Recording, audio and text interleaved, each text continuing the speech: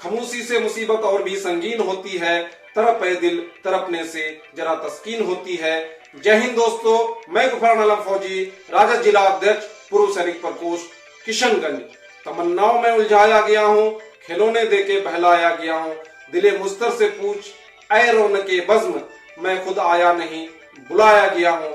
साद अजीम आबादी का ये शेर मैं इसलिए आज सुना रहा हूँ और आप सुन के ये सोच रहे होंगे कि आपका अंदाज ये शायराना क्यों है। मेरा अंदाज शायराना नहीं, बल्कि माननीय नीतीश कुमार जी वजीर आजम बिहार का अंदाज कायराना है। यही वजह है कि उर्दू के साथ वो दुर्व्यवहार कर रहा है, गलत सलूक कर रहा है। तो आज अगर साद अजीम आबादी होते तो उनके दिल पे क्या गुजरती होगी। यकीनी तौर पर उर्दू को बिहार में 1980 में सेकेंड लैंग्वेज के दर्जा मिला था, जो बहुत खुशी की बात थी। लेकिन आज बिहार की नीतीश सरकार इसे द्वितीय भाषा में श्रेणी में ला करके उर्दू को बर्बाद करने की एक नई पहल कर रही है। आप जो बिहार सरकार का नोटिफिकेशन देखिएगा, उसमें हाई स्कूल से जो उर्दू को द्वितीय भाषा यानी पहले मदर टंग जो एक ऑप्शन होता था वहां न रख करके द्वितीय भाषा कर दिया गया। तो द्वितीय भाषा में आप और दूसरे लैंग्वेज का भी मामला आ रहा है, जैसे हिंदी, बांग्ला, संस्कृत या किसी भी भाषा का हाई स्कूल में अब एक ही टीचर होगा। इसका यह मतलब हुआ कि पहले जैसे उर्दू टीचर की बहाली होती थी अब नहीं होगी, जो बेहद दुखद पहलू है। आपको ये भी पता होना चाहिए कि मदर टंग वो भाषा होती है जिसको हम बेहतर समझ सकते हैं और बेहतर बोल सकते हैं, वही मेरा मदर टंग है। चाहे मैं उर्दू बोलूं, इंग्लिश बोलूं, हिंदी बोलूं।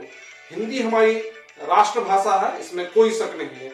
लेकिन बिहार में उर्दू क्या कहते हैं सेकंड लैंग्वेज थी। मैं बिहार सरकार से मांग करूंगा कि इन चीजों पर ध्यान दें।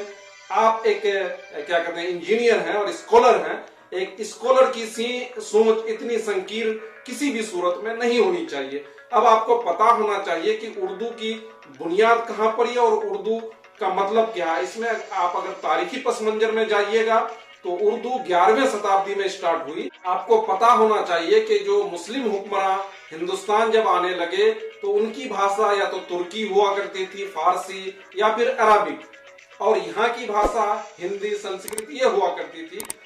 तो ऐसे हालत में बड़ा मुश्किल हो रहा था कि कैसे बात किया जाए। बात 11वीं शताब्दी की है, तो इसलिए एक नई भाषा की उत्पत्ति होती है जिसका नाम शुरुआत में रेख्ता, हिंदवी, हिंदुस्तानी के नाम से आया, जो आगे चलकर उर्दू की शक्ल में आज हम जानते हैं। और उर्दू का मीनिंग ही है लश्कर यानी फौज, यानी इसमें बहुत सारे लैंग्वेज का मतलब मिलन है। इसलिए उर्दू आपको बहुत मिठास देती है। इसकी वजह यह है कि इसने हिंदुस्तान के सारे लैंग्वेज तुर्की, अरबी, फारसी के शब्दों को ले लिया, तो इसकी खूबसूरती बढ़ गई। यानी हर चीज का मिश्रण इसमें है, इसलिए उर्दू इतनी खूबसूरत है।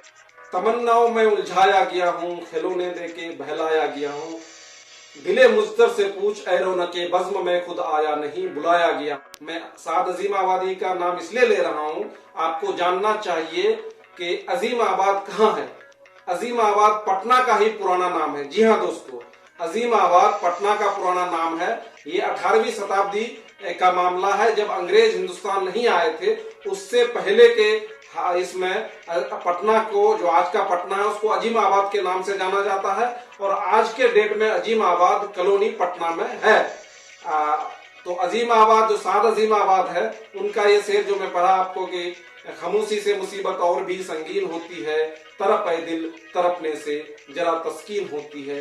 लेकिन आज अगर उर्दू को बिहार से अगर दरकिनार करने की कोशिश की जा रही है तो इससे साद अजीम आबादी को कितनी तकलीफ हो रही होगी आप बेहतर समझ सकते हैं। और उर्दू के चाहने वाले को भी तकलीफ होगी यकीनी तौर पर। लेकिन हमारी सरकारें आप राजनीतिक कारण से अगर ऐसा कुछ कर रही है तो यकीनी तौर पर वो किसी भी हद तक एजुकेशन या क्या कहते हैं कि समझदार इंसानों के कतार में बिल्कुल नहीं है।